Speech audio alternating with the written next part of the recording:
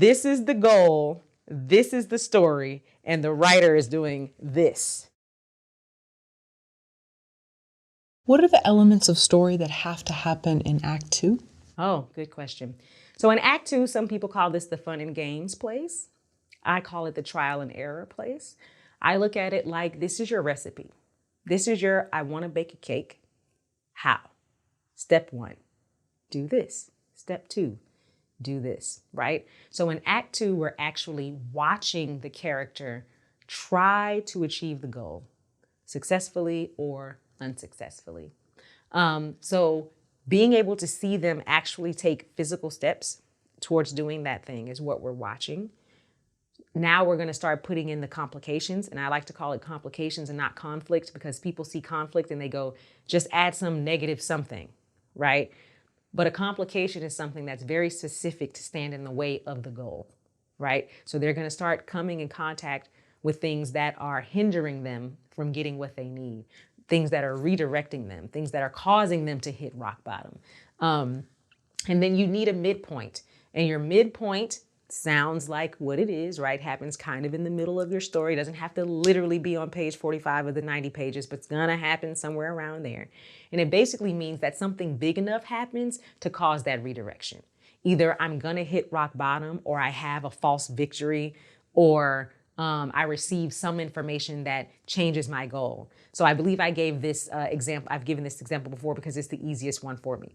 If my goal was to find my kidnapped child, at the midpoint, I'd find out that my kidnapped child has already been killed, right? That doesn't mean the story is over though, because we're only at the midpoint. That means my goal has to change. So now my goal is not to find my child. My goal is to find the killer, to get revenge, to get justice. And so for the rest of the screenplay, we're gonna watch the parent do that, right? Instead of looking after the child. So the goal changes. Something causes a redirection. And then some people look at the climax as what happens at the end of Act 2. Some people look at it as what happens at the beginning of Act 3. Either way, it's in the same place, in my opinion. So you're also going to be getting your character up to the point where they actually are face-to-face with that goal or face-to-face with that antagonist so they can win or lose. So those are the biggest beats. They need that trial and error time or fun and games time or, steps to their recipe time.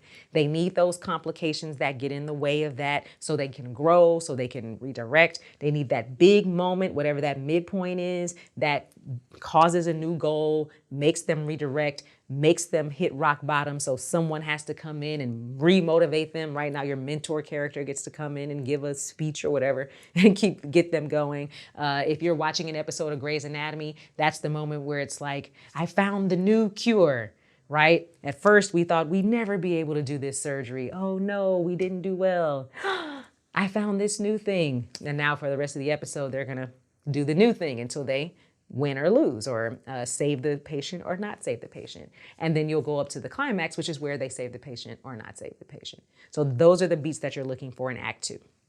So if we used our Pam from the office, and so she's at home doing the Zoom, she's already now met this woman at a store who says, email me, I've got this really cool job if you want to make some extra money. And Pam is already doing the job by Act 2? Maybe. Okay. It depends on what the goal of the episode is. So if we're looking at meeting this woman as the inciting incident, the problem can be deciding to call her or not. And if that's the goal, deciding to call her, then the journey is going to be the decision. Now she's going to have to, I don't know what she's doing to figure out whether she should make this call or not. But that may mean that everything we're watching in her normal everyday is telling her, I need a change. I need a new thing that motivates the call, because it could be the end of the episode where she finally makes the call.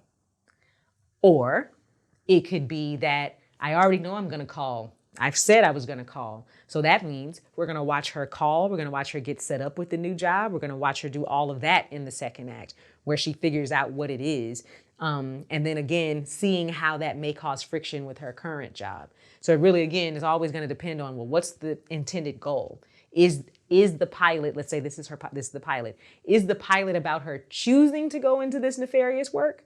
Or is the pilot about, I'm in it, what are the repercussions of it? Okay, so something would have to happen. So let's say, and then the stuff that was happening for her to decide what happened in Act 1? No, that's going to be Act 2. Oh, okay, Act 2. And only because we're talking about television now. And television, if it's, in television, we need that inciting incident by the end of Act 1.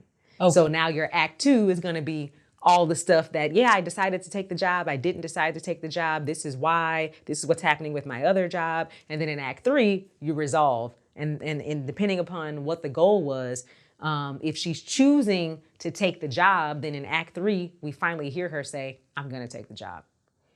If it was, no, I've chosen this job and the problem is trying to balance, then by the end of Act 3, we'll know what the rest of the season is going to look like because we just saw how this balance works or doesn't work. Or maybe she didn't find out that it was nefarious until the climax of the episode. So in Act 3, she has to decide to continue even though she knows that it's nefarious. So it can go a million ways. But basically, whatever that goal is that we get by the end of Act 1, when that inciting incident happens, she meets Pam at the end of Act 1. Pam says, call me. In Act 2, we're going to either see her call and then get onboarded or decide to call, which means now we have to see, well, what motivates that? Because if this is so far out of her life, she would never do something like this, then that means whatever's happening during this day in this episode is the stuff that's pushing her to finally make the call. Okay, so maybe she gets a text in the middle of the night and it's urgent and they've got to fax something overseas and, hey, I'm really sorry to bother you. I know you're sleeping, but this needs to happen ASAP. Mm-hmm. And then maybe she sees the webcam light come on her work computer and she realizes there's like some type of a snooping software and it's recording her. Mm-hmm. and it knows that she took like a 10-minute walk around the block and she wasn't at her computer. Mm-hmm. And so she's now feeling trapped by this job. Right. And she says, okay, I might email this interesting lady. And the interesting lady gets back to her at like midnight.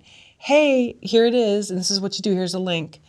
And she goes, maybe she has a glass of wine and she decides to apply for the job. Mm-hmm. And now she's giving reviews on lingerie. It's not horrible. It's just like something where, Yeah, because, you know, if we're saying that it's in the tone of The Office, and that means it's a half-hour single camera, so it's going to be, you know, kind of light, kind of funny, may have, you know, small things happen here and there that could be a little darker, right? But that means we're talking about 3-act structure and we're talking about half hour. So we don't have a lot of time.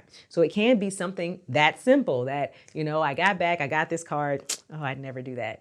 And now I'm sleeping and enjoying myself. And here come these people saying they need this fax and this thing and that thing. And I just want something new. All right, I'll make the call. Let's do something new. Okay. And then in Act 3, mm-hmm. something entirely different is going to happen. Possibly, depending upon what happened in your Act 2, since it's all cause and effect. But because we're talking about television and because we're talking about the pilot, by the time we get to the end of Act 3, we need to understand what the series is about.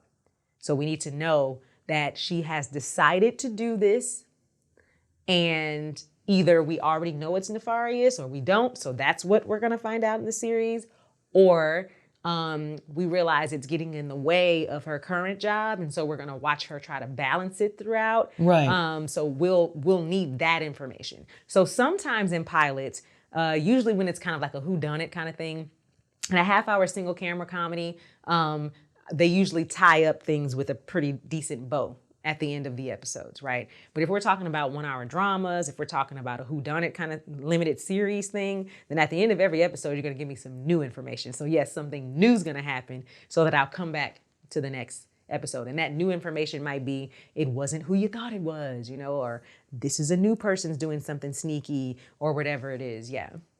What mistakes do writers make in Act 2 that end up ruining their screenplay?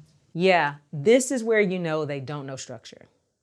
This is where you know they haven't figured out what their story was before they got to the page. Because this is where Uncle such and such shows up. This is where this is the goal, this is the story, and the writer is doing this.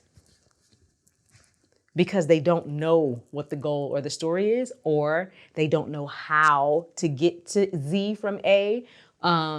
And, maybe it's because they're just a new writer, so they really just don't know how, or they don't understand structure. So they're doing all of these other things to get to Z, but none of those things connect. Going back to cause and effect, none of those things connect. So that happens quite often. And I think that's the biggest thing.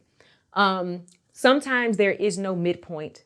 And, depending upon what kind of story it is, what the tone is, what the genre is, the midpoint doesn't have to be something huge, but it's, bigger than your other trials and tribulations. So sometimes people are missing that thing that gets us over the hump. Because once we get into Act 2 and you get into those trials and tribulations, if it's take a step, fail, take a step, fail, take a step, fail, by the time they're doing that the fourth time, I'm no longer invested. You know what I mean? I need something that's going to change this thing to get us going in the story. So it goes back to, having that friend or cousin who's really great at telling stories, right? They know how to hook us in, make us think that this one thing is happening, and then take us to the next thing, right? So that midpoint kind of gets us over that hump of they've been trying and failing or trying and succeeding, and here's something that's going to change this whole thing for us so that the pacing can kind of start to rev up and we can get to the climax. So a lot of times that's missing. Also, the climax is missing, but more so in television pilots that I read than in features. It seems like feature writers kind of understand a little bit more that there needs to be this high point. In TV, because people are thinking about the series, and if you're writing a pilot, then you're creating a world and characters that people can be invested in. They sometimes forget about the structure of it and forget that, yeah, but we're still telling a story, so we got to get up. Right? And so a lot of times that's missing. And so if you're writing a half-hour single camera comedy, that means, or a dramedy, then you have 3 acts. So your climax is going to happen at the end of Act 2 or at the top of Act 3, depending upon how you write it. If you're doing a 1-hour drama, and let's just stay in the 5-act place, because there's a 4-act that exists and a 6-act, whatever. Let's stay in the 5-act place. Then it's going to happen at the end of Act 4 or top of Act 5, depending upon how you write it. So a lot of the times in TV, it never makes it to a peak. It just kind of stays here the whole time. And no matter what stories you're telling, pilots, features, even if you're writing a spec and you're doing an episode of something, we're looking for stories to do this. We're on a roller coaster. So we don't want to spend our whole time like this. We don't want to spend our whole time like this. We don't want to spend the whole time like that. We have to have all of it happening. If not, it's not a fun ride and no one wants to get on it.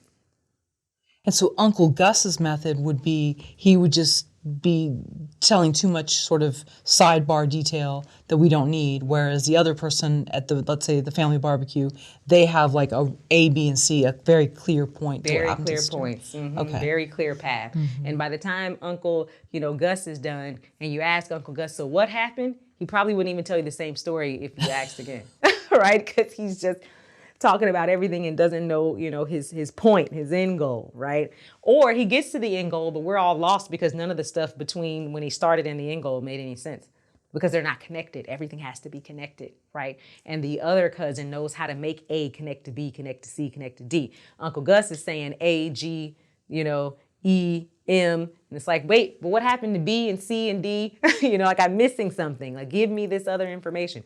And he's cracking himself up. No one else is laughing because we missed the joke. You know what I mean? Yeah, it's that kind of stuff that starts happening.